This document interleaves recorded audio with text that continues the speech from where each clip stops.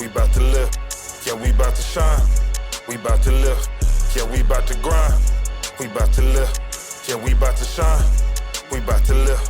Yeah, we about to grind. We about to live. Yeah, we about to shine. We about to live. Yeah, we about to grind. We about to live. Yeah, we about to shine. We about to live. Yeah, we about to grind. What's up, everybody? Welcome back to another episode of Preacher Curl. This is the channel where we build the body, we renew the mind, and we make sure we strengthen our spirit as well. My name is Coach Marvin Keon, and I appreciate you guys for making some time to rock with me today. So, in James 2:17, it says, faith without works is dead, right? But when you read further, James makes a very powerful statement. He says that even the demons believe in God, and they shudder. So what this tells me is that belief alone is not enough, and that truth faith should and will move you toward action. And when you do that, it changes the way you pray, it changes the way you live, and it changes the way you care for the body that God gave you. So in this episode, we're going to unpack James 2:17 through 20, and we're going to discover how faith and action work together to create strength in every area of your life. So if you guys ready to get strong, ready to get your body strong, ready to get your mind strong, we're gonna hit some legs, we're gonna hit a little back, and we're gonna show you how to put that faith in action. Let's get it.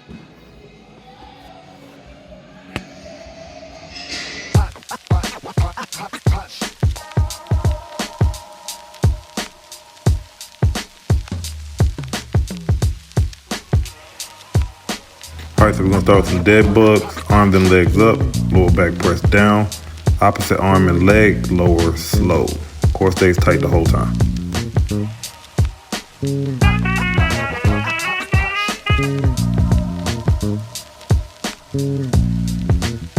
Now we got a med ball hinge to squat, so you're gonna hinge at the hips.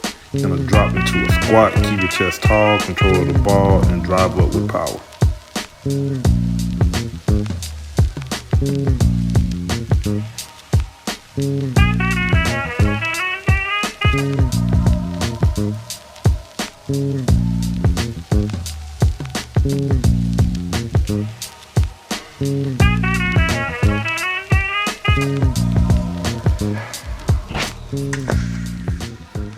All right, so before we get into it today, I actually want to read the text to you guys. So if you're following along, if you want to jot that down in your notes, we're going to be reading from James chapter 2, verses 17 through 20, and I will be reading from the NLT version. All right, so here we go. So you see, faith by itself isn't good enough. Unless it produces good deeds, it is dead and useless. Now, someone may argue some people have faith, others have good deeds. But I say, how can you show me your faith if you don't have good deeds? I will show you my faith by my good deeds. You say you have faith, for you believe there is one God. Good for you. Even the demons believe this, and they tremble in terror. How foolish. Can't you see that faith without good deeds is useless? All right, guys, so this leads me into point number one. Belief alone is not good enough. You know, I love that in this particular verse, I feel like, you know, the Bible is so awesome because it allows us to realize that even in this ancient time, that this time before what we're probably familiar with, that like sarcasm were around even in the Bible. Because when I read this verse and I hear James say, you believe there's one God? Good. To me, that's how he said it. In my mind, that's how James said that. But I feel like the point that he was trying to get across was like, good for you. That's great. It's kind of like somebody signing up for a gym membership, but they never actually come. It's like, okay. He says even the demons believe that there's a God, and they get scared. So I believe what James is saying is that if the demons know God exists, but they don't honor, obey, or serve him, then why is it that as believers, we say we believe, but we never actually move in obedience? So in essence, we're just as worse off as they are because we're doing the same thing. Your actions are the proof that your faith is alive. Not the fact that you believe in God, not the fact that you can say you resonate with the stories or the things that you hear or the goodness that he says he's going to give to us and all those things. but it's in the work, it's in the actions, it's in the things that you do that support the belief that you already have. There are gyms all across the country with people that are signed up, that pay monthly memberships, that contribute all year long to a place that they never reside in. And I believe that is because they have the belief, they have the knowing, they have the understanding that inside this gym, inside this place, is this opportunity, is this the equipment, is the tools, the resources that can give them the life they want, the health they want, the energy that they desire. The belief is that if they follow the meal plan correctly, the belief is that they put in enough volume, then those things that they desire to see changed in their life, then they'll change. But that belief system does them no good if they're only paying the gym membership, but they're not actually showing up in the gym and putting in some action. And that's what James is trying to get across to us in this verse. So if you really want to get to a place where you want to prove to God, because that's the only person that really needs the proof that you believe in who he is, then allow your proof to be in your obedience, not in what you say, not in those things you pray, but in those actions that you do.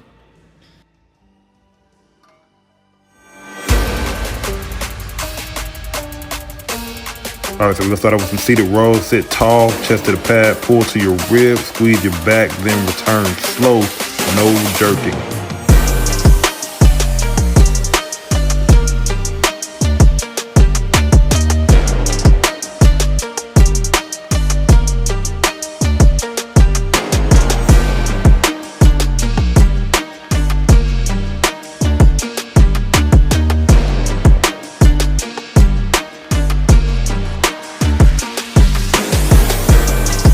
Now we got a single arm chest supported row. Chest stays down, roll towards your hip. Brace your core and control both up and down.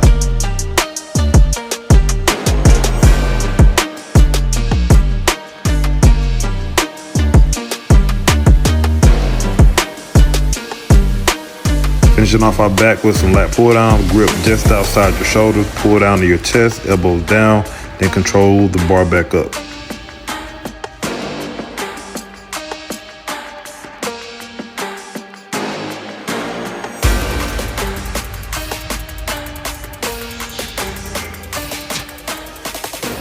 All right, guys, so super important. Please make sure you remember this. Our stewardship must go beyond sin avoidance. So we often want to measure our holiness by what we don't do. I don't lie. I don't steal. I don't listen to the wrong music. I don't hang out with the wrong people. But real holiness is also about what you do, especially as it pertains to the body that God entrusted to us. So if you're neglecting your health, you're agreeing with the same patterns that the world uses to keep people weak, to keep them distracted, and to keep them ineffective. Only bodes well for the enemy's purpose to make sure that you don't have the energy, that you don't have the drive, that you don't have the power or the strength to do the things that God needs you to do to carry out your will for him. So we're just as bad off as those committing worldly sins when, yeah, maybe we don't do those things listed before. Yeah, maybe we don't steal, maybe we don't cheat, maybe we don't do this, or maybe we don't do that.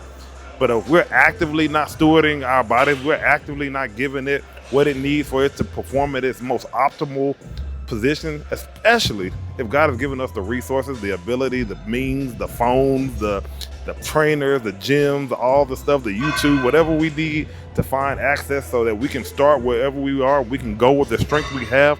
If we're actively avoiding that, then we're just as wrong, and we're also committing worldly sins, because that's what the world wants. The world wants to keep us incapacitated, but God has a bigger purpose for you and me.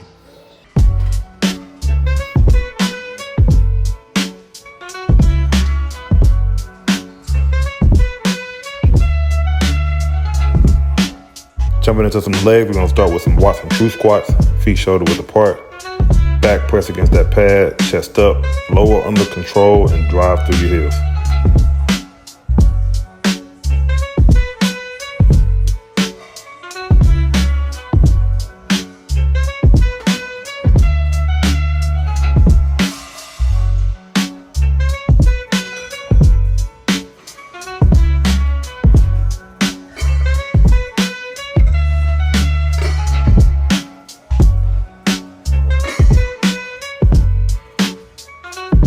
We got a hip press, feet flat, push through your heels. Back stays on the pad, control the weight, no locking your knees.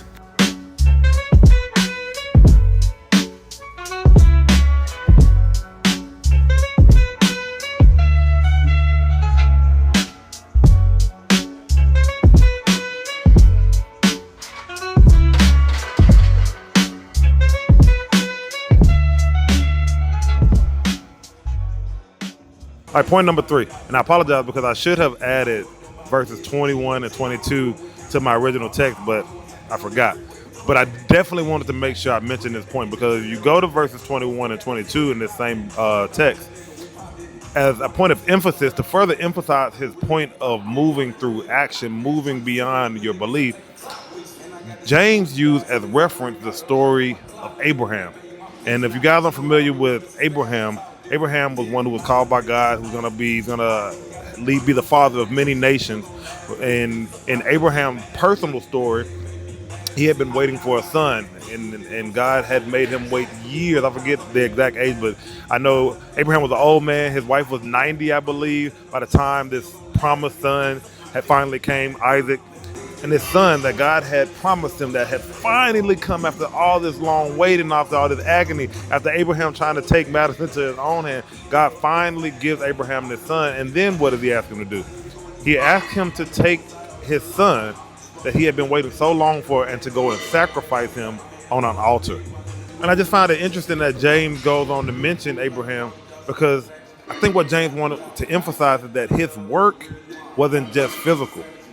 It was his faith put under the heaviest load possible. He asked him to place his son.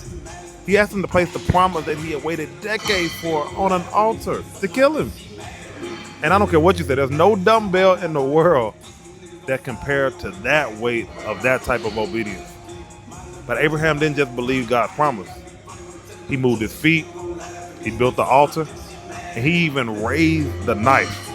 Now that's faith in motion. So the weight that we're called to carry around in our obedience has nothing into comparison to what somebody like Abraham had to experience. So I say that to say that some of the things that hold us back, some of those things that we're willing to do, some of those things that may seem very scary to us, what James is teaching us is that they likely don't require us having to sacrifice our own child, but they may require us to change our routine. They may require us to have to change our friend group. They may require us to have to leave a position. They may require us to create a gym routine. It may require us to have to invest in a trainer or a coach or something of that nature. But we have to be willing to walk in that obedience, even if it goes beyond what's comfortable for us. The discipline to change our diet when our flesh wants comfort. The humility to show up in the gym when we'd rather stay at home. The willingness to confront unhealthy habits, unhealthy relationships, unhealthy people that have been in our family, maybe for generations.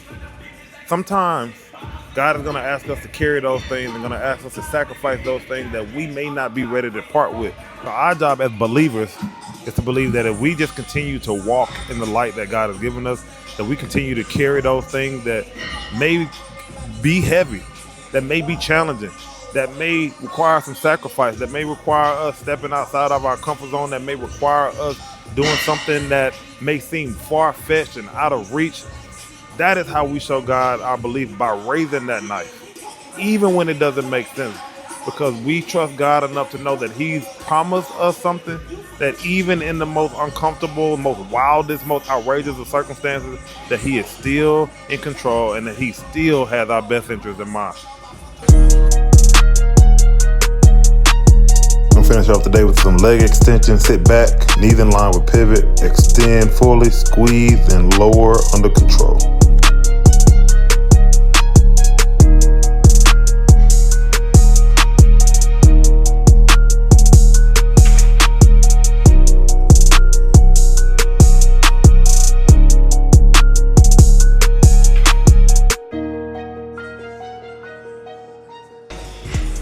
So what does this mean for us?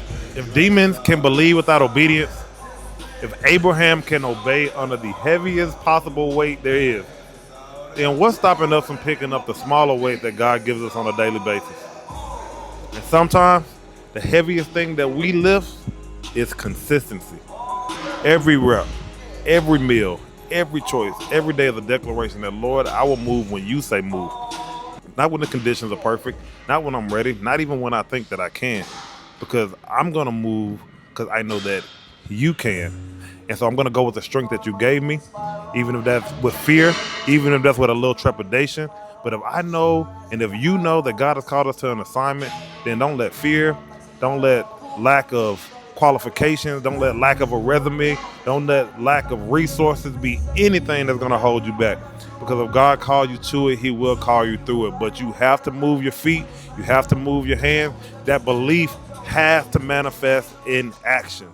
Thank you guys for tuning into another episode of Preacher Curls. I hope something today that was said will bless you. I hope you had an amazing workout. I hope that moving forward today, that you're going to put forth the energy, the time, the resources to step into that thing that God calling for you, whether that's better health, whether that's a business, whether that's a relationship, whatever it is that God is calling you into, know that he will give you the ability to be successful with it, but you got to meet him halfway. Remember, faith without work is dead. My name is Marvin Keon. Until we do it again next time, guys, you know the drill.